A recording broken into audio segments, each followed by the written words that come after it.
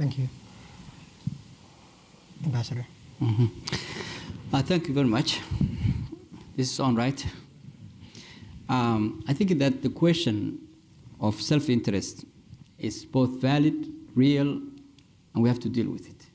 There is no two people. I mean, you have self-interest in your neighbor, no matter who you are. Even your neighbor here in Minneapolis. If you have a neighbor next door to you, where you put the garbage in the morning, who throws what outside, there is always a self-interest. The question is how to minimize the problems that self-interest has and how to increase the benefits of this. Now, I'll discuss this issue on two levels. One is, for instance, in Ethiopia. I am an ambassador of Somalia to Ethiopia.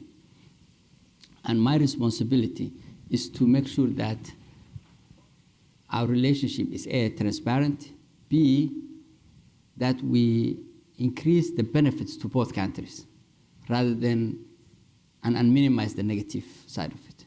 And what we have been able to achieve, and this is where I think I want to challenge the Somalis who continually not just ask the question, but are stuck in historical challenges, historical problems that took place. Things are changing in the world. I'm not just talking about the region. Everywhere in the world, things are moving much faster than events are leading us. But on the issue, say, of Ethiopia, and for that matter, Kenya, in Ethiopia since last year, we have signed 5 agreements between Somali government and the Ethiopian government. The reason why we sign agreement, we have another 5 agreements that are now in the works.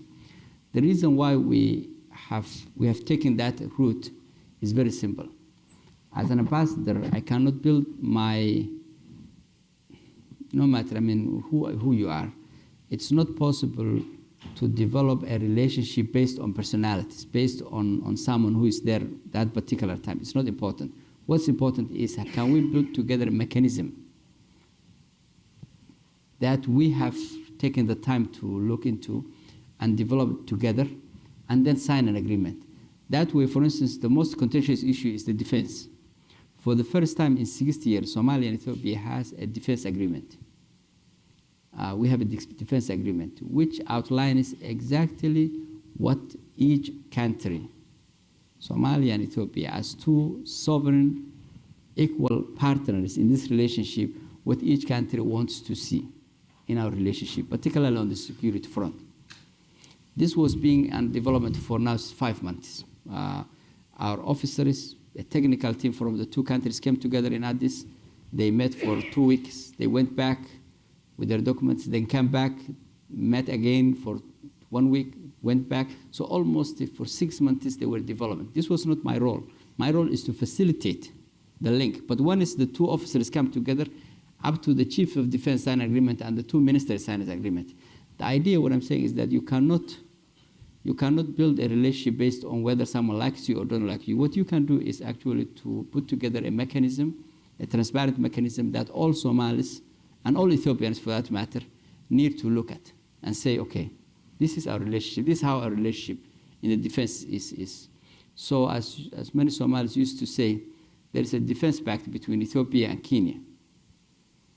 And some rumor has it, I haven't seen the pact myself, but some rumor in the Somali circles has it that this was developed as a tool against Somalia. Well, I do not know, and I cannot say that. What I can say, though, is we have developed an agreement with the government of Ethiopia, between Somali government and Ethiopian government, on the issue of security.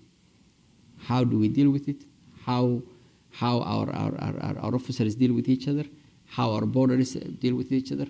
What kind of exchange we develop? How everything, by the way. I mean, it's an elaborate document. There is an agreement, a similar agreement on the airway, on transport. If Ethiopia Airways wants to come to Somalia, if our airline, national airlines want to come to Ethiopia, there is a rule that is governing that. There is an agreement between the 2 ministers of information. Just before I left, a couple of months ago, there was an agreement we signed on education. Now, why are we going that route? I believe that route is much better, transparent, open, rather than building on hypothetical problems or challenges, a relationship. we have now 5 other agreements, including commerce. How do we trade between our countries? We have to trade. I mean, that's the reality. But how do we trade? What is our interest as Somalis? Now, the Somali government and the Somali people and the Somali leaders have to take that, say, look, this is what we want to do as Somalis. The Ethiopian leadership will similarly do the same thing. And once we come to an agreement, there's not one single item in those agreements that both sides have not agreed to. Now, I'll jump to the issue of AMISOM. And I think that was also the question of the self-interest. That's why it's so irreverent, because the current intervention by Ethiopia, by Kenya, by Uganda, by Burundi, by Sierra Leone, by Djibouti, all of them is governed by a legal instrument, not by what we like, whether they like us or don't like us. Not because there is a good president and there is a good prime, no. It's governed by a mandated legal instrument under the African Union, which we are a member of. And so, in fact, at AMISOM, we're renewing that just a few weeks ago. And we look at that. Somali authorities have to look at it. The AMISOM has to look at it. And it governs all the countries. That is the most transparent way that we can deal with this issue of intervention. Now, are there problems? Certainly there are. You must have seen some officers that are going to court in Uganda because of some of the mistakes they did in Somalia. There are also some similar problems taking place in each country. Some are maybe telling the media, others are not. But the point is the Somali government is in a leadership, is in the driver's seat on these issues because of the documents. Not a single activity can take place in Somalia without the government knowledge.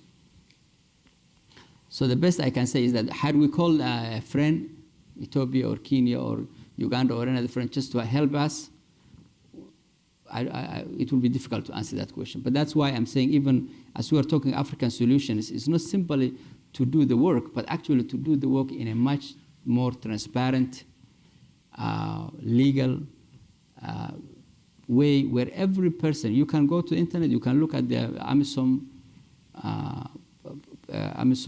mandate, you can look at everything. You can actually question. I know AMISOM came here to see you. Why would they come to Minneapolis? Because they are now, because if you as Somalis complain about that, then they are responsible. Because they actually supposed to work for us. This is not a friend who is helping us only, or a brother who is helping us only, or a neighbor. No, this is a legal institution. There is an institutional framework. There is accountability to what's happening.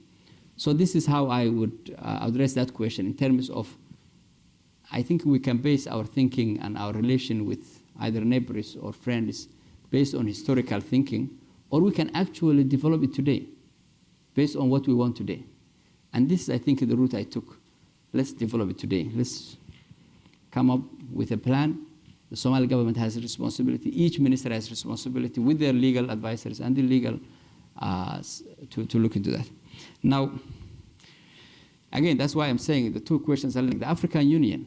Yes, the African Union, there may be 7 countries who are doing the war activity in Somalia, but it's governed by an African Union legal mandate, which is accountable, which is transparent, which, if we have a challenge, you remember, those of you who may be aware, when there was an event last year in Kismayo, the Somali government, people do not understand, the Somali government did not actually talk to Kenya. The Somali government spoke to the African Union.